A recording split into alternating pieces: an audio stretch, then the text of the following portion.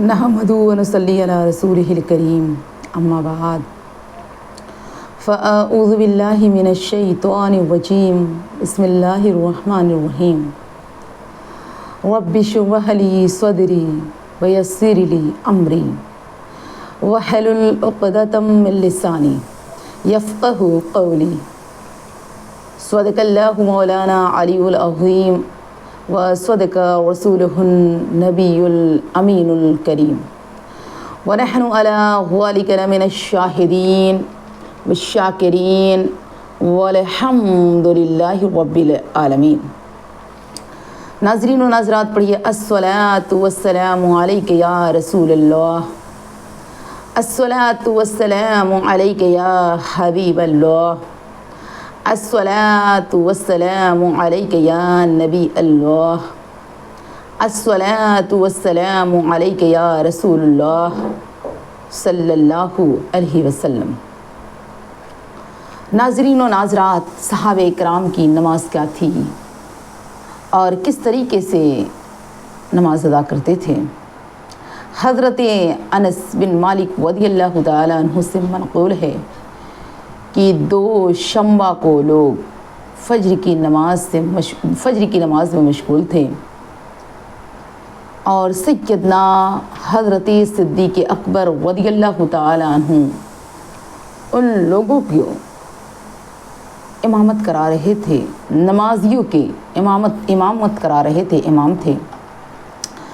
اچانک آپ امامت کرا رہے تھے، اچانک آقا دو عالم صلی اللہ علیہ وسلم نے حضرت عائشہ صدیقہ کی حجر مبارک کا پردہ اٹھا کر نمازیوں کی طرف میرے رسول نے دیکھا تو جو نماز کے صفوں میں تھے، مطلب لائن بلائن لگی رہتی ہے نا، صف بصف، تو جو نماز کے صفوں میں تھے تو انہوں نے آپ کو دیکھ کر تبسم کیا، مطلب آہٹ محسوس کر کے، وہ تو نماز کی حالت میں ہے، دیکھے تو کیسے، تو آہٹ محسوس کر ان لوگوں نے تبسم فرمایا۔ اسی اسنا میں، مطلب جب تبسم فرمایا حضرت ابو بکر صدیق کو بھی لگا۔ سیدنا صدیق اکبر نے یہ خیال کیا کہ شاید رسول دو جہاں صلی اللہ علیہ وسلم تشریف لانا چاہتے ہیں، چنانچہ آپ فوراً ہی پیچھے ہٹ گئے کہ سرکار آ کر اب امامت کرائیں گے۔ تو میری پیاری عزیزات، رسول خدا صلی اللہ علیہ وسلم نے ارشاد فرمایا، حضرت انس ابن مالک رضی اللہ تعالیٰ عنہ فرماتے ہیں کہ قریب تھا کہ سرکار مطلب ہمارے درمیان آ جائیں گے اور آ کر آپ امامت فرمائیں گے۔ جب رسول امامت کریں گے تو پھر خوشی کا تو کوئی جذبہ ہی نہیں، خوشی کا تو کوئی مطلب ٹھکانہ ہی نہیں رہے گا، کیونکہ صحابہ کرام بڑے رسول سے عشق کرتے تھے۔ تو میری پیاری عزیزات، خوشی کا جذبہ لوگوں کے نماز میں انتشار پیدا ہو گیا، یعنی خوشی سے لوگ اور جھوم کر نماز پڑھ رہے ہیں۔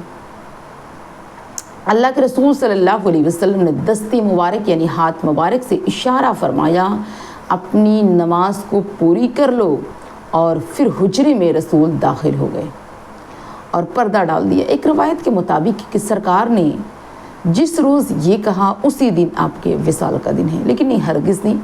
سرکار نے اپنی زندگی میں ابو بکر صدیق کو امام بنایا تھا تاکہ میرے جانے کے بعد اعتراضات نہ پیدا ہو جائے۔ غزوہ احد میں حضرت عمار رضی اللہ تعالیٰ عنہ عشق رسول اور ذوق شہادت میں سرشار ہو کر کفار و مشرکین سے عشق رسول کے لیے لڑ رہے تھے۔ میدان کارزار میں آپ تلوار برابر چلا رہے تھے، دشمنوں کے تلواروں سے آپ زخمی بھی بار بار ہو رہے تھے، بہت زخمی ہو رہے تھے، لیکن عشق رسول دل سے نہیں نکال رہے تھے۔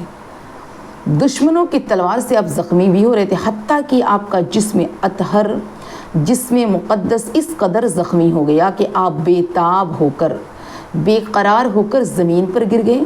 زندگی کی کچھ سانسیں ابھی آپ کی باقی تھی۔ حضرت عمار رضی اللہ تعالیٰ عنہ زندگی کچھ سانسیں باقی تھی، دل میں خیال آیا، کاش جس محبوب پر زندگی کو نثار کرتا ہوں، جس محبوب پر میں نے اپنی زندگی کو نچھاور کر دی، ان کے عشق میں رہا آخری لمحات، ان کے جلوے نگاہ کو میں دیکھ لوں، ان کے آنکھوں کو، ان کے چہرے مبارک کا آخری جلوہ دیکھ لوں۔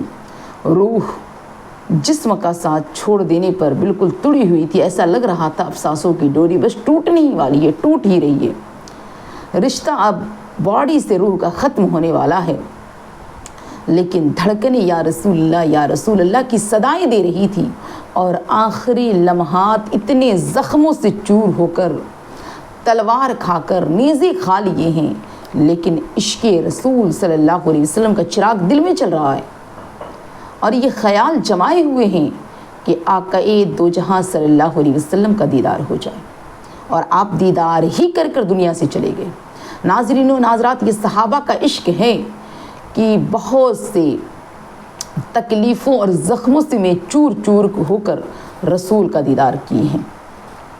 महबूब किबरिया सल्लल्लाहु अलैहि वसल्लम करीब भी तशरीफ़ फरमाते। हज़रत अम्मार रज़ियल्लाहु ताला अन्हु ज़ख्मों से चूर चूर होकर अपने जिस्म को घसीटते हुए, होता नहीं कि एक बंदा अगर चल ना पाए तो अपने पैरों को और अपने कमर को घसीटते हुए, तो हज़रत अम्मार रज़ियल्लाहु ताला अन्हु जिस्म को घसीटते हुए मेरे सरकार के कदमों तक पहुँच गए। ताजदार अंबिया सल्लल्लाहु अलैहि वसल्लम अपने ग़ुलाम को इस हाल में देखा तो मेरे सरकार फ़िक्रमंद हो गए। अम्मार को ज़िंदगी फरमाते हैं कि ऐ अम्मार, तुमने अल्लाह के राह में जो जिहाद किया है कि क़ीमत वसूल हो गई। ज़िंदगी जो तुमने जिया था उसकी क़ीमत वसूल गई। इससे मुराद क्या है कि तुमने ज़िंदगी की कीमत वसूल कर ली जो अल्लाह ने भेजा था। फिर तुम्हारे लिए तो आखिरत में बेशुमार नेकियां भी हैं, सवाबे भी हैं और तुम्हारे लिए आराम ही आराम है। मौत के वक्त हज़रत अम्मार रज़ियल्लाहु ताला अन्हु आँख बंद हो रही है, मेरी प्यारी अज़ीज़त, आँखें बंद हो रही है और बिल्कुल लग रहा है कि ज़िंदगी का चिराग गुल हो रहा है और बंद की हुई आँखों से सरकार का जलवा देखकर आप दुनिया से जा रहे हैं। नाज़रीन व नाज़रात, क्या इश्क़ रसूल है। आँखें बंद हो रही है तो सहाबे कराम का ये अक़ीदा है कि अगर आखिरी आँख बंद हो तो रसूल का जलवा देखकर बंद हो, और इब्तिदा की आँख खुले तो रसूल का जलवा देखकर हमारी आँखें खुले। एक दफ़ा मक्का मुअज़्ज़मा के लोग, चंद लोग आक़ाए दो आलम सल्लल्लाहु अलैहि वसल्लम की बारगाह अक़दस में हाज़िर हुए और अर्ज़ के या रसूल अल्लाह अलैहिस्सलाम, हमारे साथ चंद मुबल्लिगीन भेजें ताकि वो हमें तबलीग करे, दीन की तबलीग करे, दीन सिखाएं। तो आपने सहाबे कराम की एक जमात उनके साथ रवाना कर दिया जो मक्के के लोग आए थे। मुबल्लिगीन की ये जमात मक्के में जब पहुँची तो वहाँ काफिरों ने पहले से मुतय्यन 2 सिपाहियों ने उन्हें घेर लिया। जब जाने सारे इस्लाम समझ गए कि हमारे इम्तिहान का वक्त करीब आ गया है, ये हमसे कुछ सीखने के लिए नहीं बुलाए हैं, ये हमको तकलीफ़ देने के लिए बुलाए हैं। चुनांचा कुफ़ार की तरफ से आवाज़ आई, ये तो इस्लाम से बिल्कुल मिले हुए हैं और इस्लाम को मानने वाले हैं, और ऐलान कर दो कि लड़ने के लिए तैयार हो जाएं अगर इस्लाम से इतना इश्क है तो। कुफ़ारों की आवाज़ पर मेरी इस्लाम की मुक़द्दस शहज़ादियों, शम्ए रिसालत के परवानों ने एक ज़बान होकर बुलंद से कहा कि अगर तुम इस्लाम के ख़िलाफ़ हो हम तुमसे जंग करेंगे और लड़ने के लिए भी तैयार हैं, हमको कमज़ोर न समझो। लड़ाई हुई, धोखेबाज अहम दीन सिखाने के लिए आए थे, तबलीग के लिए चंद मुसलमानों को लेकर गए थे, धोखा दिए और आपसे जंग की। सहाबे कराम जंग शुरू किए, इनके पास जंग का कोई सामान नहीं था। सारे सहाबे कराम एक एक करके सब शहीद हो गए सिवाय हज़रत खुबैब रज़ियल्लाहु ताला अन्हु के। सब सहाबे कराम शहीद हो गए और हज़रत खुबैब को मेरी प्यारी अज़ीज़ात, उन लोगों ने ज़िंदा गिरफ़्तार कर लिया।